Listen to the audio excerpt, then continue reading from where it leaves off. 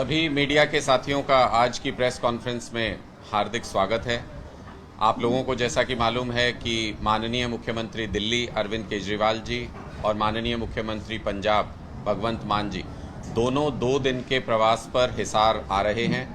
7 और 8 सितंबर 2 दिन के कार्यक्रम उनके तय किए गए हैं। यहाँ पर मेक इंडिया नंबर 1 मिशन के तहत अरविंद केजरीवाल जी उसका लॉन्च, पहला राज्य जो चुना गया वो हरियाणा को चुना गया है। पूरे देश के लिए ये make India number 1 mission launch किया गया था और उसमें पहला स्टेट अब हरियाणा को चुना गया है, जहां जाकर वहां के लोगों से, वहां के युवाओं से बात कर रहे हैं और किस तरीके से देश को नंबर 1 बनाया जा सकता है, उस मिशन के बारे में महत्वपूर्ण जानकारियां अरविंद केजरीवाल जी साझा करेंगे। एक बहुत महत्वपूर्ण बात ये कि हिसार के ही युवा साथी कुछ गए थे, स्टूडेंट लीडर्स गए थे और हरियाणा के कुछ स्टूडेंट लीडर्स गए थे अरविंद केजरीवाल जी से मिलने कुछ दिन पहले। उन्होंने ही न्योता दिया था कि आप जब ये मिशन लॉन्च कर रहे हैं, जब पिछले महीने लॉन्च किया गया था इस मिशन को, तो उन्होंने न्योता दिया कि आप जब ये मिशन लॉन्च कर रहे हैं तो हरियाणा को बहुत ज़रूरत है इस बात की, हरियाणा को आपकी बहुत ज़रूरत है ताकि हरियाणा नंबर 1 बन सके और जो मेक इंडिया नंबर 1 मिशन जो है वो कामयाब हो सके। तो उनके न्योते को स्वीकार किया अरविंद केजरीवाल जी ने और भगवंत मान जी ने, और दोनों ने आना यहाँ पर तय किया। सबसे महत्वपूर्ण चीज़ ये कि युवाओं में बहुत ज़बरदस्त उत्साह है। हमारे पास लगातार यूनिवर्सिटी के, कॉलेजेस के, स्टूडेंट लीडर्स के लगातार हमारे पास फ़ोन आ रहे हैं कि हम किस तरीके से इस कार्यक्रम में शामिल हो सकते हैं, हम किस तरीके से इसका हिस्सा बन सकते हैं। और सब लोगों में इस तरह की स्वीकार्यता है कि पार्टी लाइन से ऊपर जा कर के, कि चाहे वो किसी भी विचारधारा से, उनका कहना है कि ये जो मेक इंडिया नंबर 1 मिशन है ये बहुत अच्छी सोच है अरविंद केजरीवाल जी की।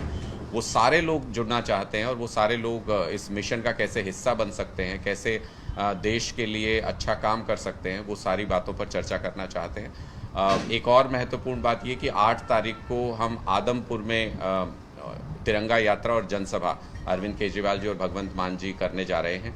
उसको लेकर भी कई सारे कार्यक्रम तय किए गए हैं। बहुत सारे समाज सेवी जो शहर के हैं उनसे, बहुत सारे बिजनेसमैन हैं उनसे अरविंद केजरीवाल जी कई दौर की मीटिंग्स यहाँ पर हिसार में करेंगे। तो कई सारे कार्यक्रम हैं। हिसार अरविंद केजरीवाल जी के स्वागत के लिए तैयार है और अरविंद केजरीवाल जी बहुत उत्सुक हैं यहाँ पर आने के लिए कि वो वापस, यहाँ से गहरा नाता है अरविंद केजरीवाल जी का, बहुत सारे रिलेशंस भी हैं और कुछ समय यहाँ पर रहे भी हैं, तो उनका बहुत गहरा नाता है। वो बहुत उत्सुक हैं इस बात को लेकर के कि जब देश के लिए एक मिशन की शुरुआत की है तो उस जगह से करने जा रहे हैं जहाँ से बहुत क्लोज रिलेशन अरविंद केजरीवाल जी का रहा है। तो इस मिशन के लिए आप सबको भी निमंत्रण देते हैं, मेक इंडिया नंबर 1 मिशन के लिए 7 और 8 तारीख के लिए आप सभी मीडिया बंधुओं को भी निमंत्रण है कि वो सभी कार्यक्रमों में डिटेल उसकी, हम सारे कार्यक्रमों की आपके साथ साझा करेंगे। वो उन सारे कार्यक्रमों में आप भी हिस्सा लें, आप लोग भी पहुँचें और अरविंद केजरीवाल जी की, भगवंत मान जी की आवाज़ हिसार और हरियाणा की जनता तक पहुँचाने का काम करें। कोई सवाल आप साथियों के हैं तो आप पूछ सकते हैं। जी, आदमपुर में तिरंगा यात्रा भी है और रैली भी है, दोनों कार्यक्रम आदमपुर में रखे गए हैं। आदमपुर मंडी उसका वेन्यू रखा गया है जहां पर ये जनसभा होनी है, और तिरंगा यात्रा के लिए आदमपुर मेन मार्केट का जो रोड है वो, वहां पर तिरंगा यात्रा में अरविंद केजरीवाल जी, भगवंत मान जी और हरियाणा के आम आदमी पार्टी के तमाम लीडर्स हिस्सा लेंगे। बहुत सारे मैं आपको ये भी बता दूं कि बहुत सारे यूथ लीडर्स और स्टूडेंट लीडर्स पार्टी की विचारधारा को ज्वाइन करने के लिए उन्होंने अनुमति मांगी है इस समय पर। तो बहुत सारी नई ज्वाइनिंग्स भी होंगी इन 2 दिनों के दौरान। जो भी हमारी विचारधारा से जुड़ना चाहते हैं या मेक इंडिया नंबर 1 मिशन का हिस्सा बनना चाहते हैं, ऐसे बहुत सारे साथी आम आदमी पार्टी से आने वाले दिनों में जुड़ने वाले हैं और उनसे लगातार मंत्रणा, विचार विमर्श जो आम आदमी पार्टी हमेशा करती है, एक बैकग्राउंड चेक सभी लीडर्स के लिए, क्योंकि लोगों के विश्वास की बात है, वो सारी चीज़ें चल रही हैं। और 7 और 8 तारीख के दौरान बहुत सारे नए साथी आम आदमी पार्टी में भी जुड़ेंगे। देखिए, ये एक नेशनल मिशन है। अरविंद केजरीवाल जी ने इसको पूरे देश के लिए लॉन्च किया, मेक इंडिया नंबर 1 मिशन को, और उसके कुछ पॉइंट्स बताए कि ये 4-5 पॉइंट हैं, अगर इसको देश में अपनाया जाए तो देश को बदला जा सकता है। और उस मिशन को लॉन्च करते वक्त ये भी कहा कि एक लंबा वक्त हो गया इस देश को कि हम लोग परिवारवाद और दोस्तवाद के चक्कर में उलझे हुए हैं और उस चक्कर में देश के लोगों का, भारत का भला नहीं हो पाया कभी भी। तो परिवारवाद और दोस्तवाद को अगर दरकिनार करना और भारतवाद को अपनाना है तो निश्चित तौर पर ये सोचा गया कि हरियाणा में उसके लिए कौन सी बेहतरीन जगह हो सकती है। तो मुझे लगता है कि आदमपुर इस वक्त परिवारवाद और दोस्तवाद का सबसे बड़ा उदाहरण है।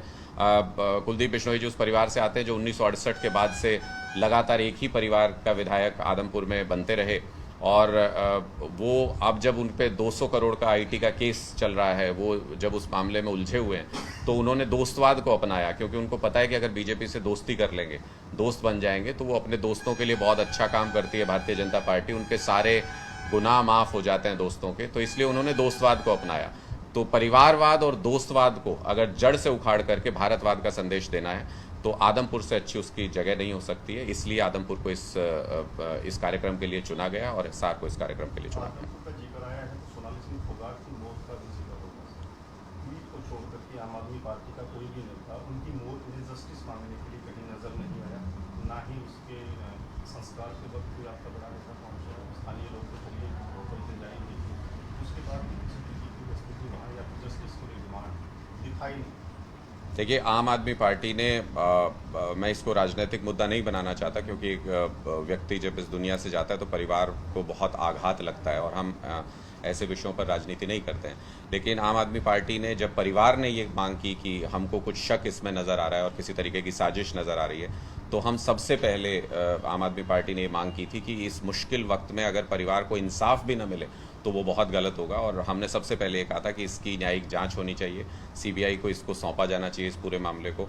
परिवार के साथ हमारे तमाम नेता जो हैं वो समय समय पर उनके परिवार से मिले भी हैं। इसको हम कोई किसी तरह का कोई मीडिया इवेंट नहीं बनाना चाहते थे, क्योंकि ये बहुत ही निजी विषय होता है परिवार के लिए जब इस तरीके की संकट की घड़ी में होता है।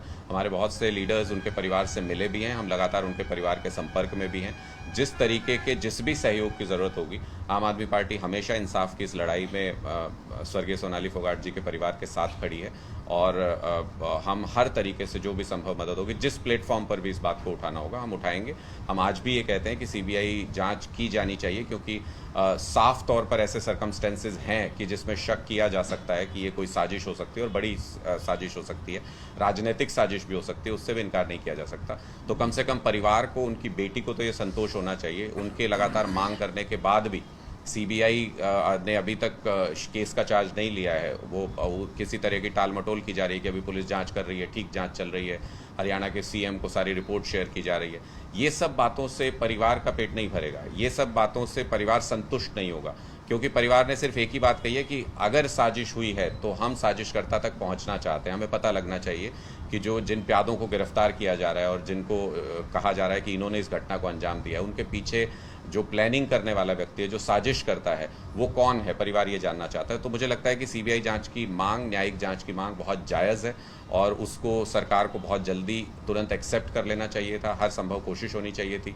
दोनों जगह भारतीय जनता पार्टी की सरकार है, केंद्र में भारतीय जनता पार्टी की सरकार है, वो तुरंत किया जा सकता था, लेकिन नहीं किया जाना अपने आप में इस शक को और बढ़ाता है कि आखिर किसको बचाने की कोशिश हो रही है, क्यों इस पर तुरंत एक्शन नहीं लिया जा रहा है, क्यों इस जांच को तुरंत सीबीआई को उसी वक्त क्यों नहीं सौंपा गया, क्या सबूत नष्ट होने का इंतज़ार किया जा रहा है, क्या जो साजिश करता है उनको बचने का मौका दिया जा रहा है। ये तमाम सवाल हैं जो परिवार के जहन में भी, हमारे जहन में भी।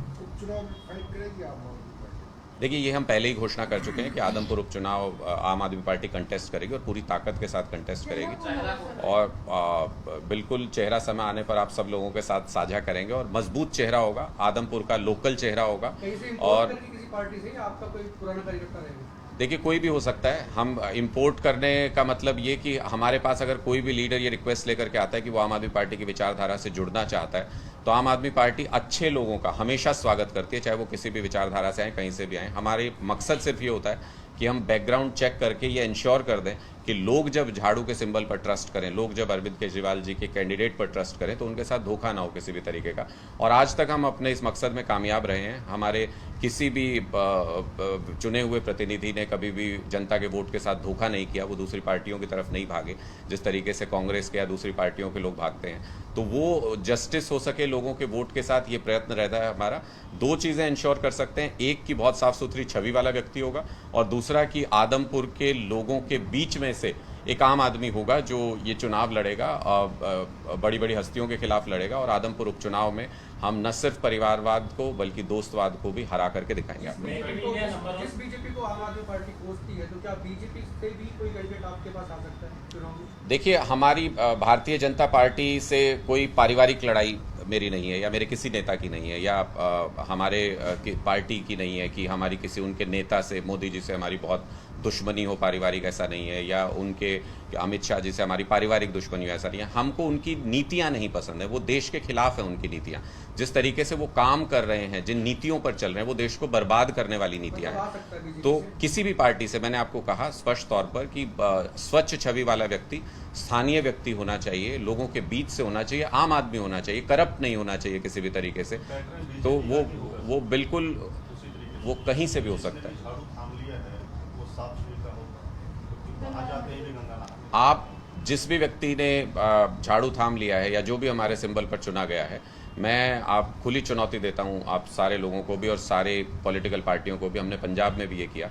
अगर हमें करप्शन का पता चले तो पहले लोग हम होते हैं जो हमारे लोगों पर एक्शन लेते हैं। दूसरी पार्टियों की तरह नहीं कि आप जांच नहीं कराएंगे अगर। और अब जब बीजेपी जांच करा रही है हमारे दिल्ली में तमाम नेताओं के खिलाफ, हमने कभी उसका विरोध किया हो?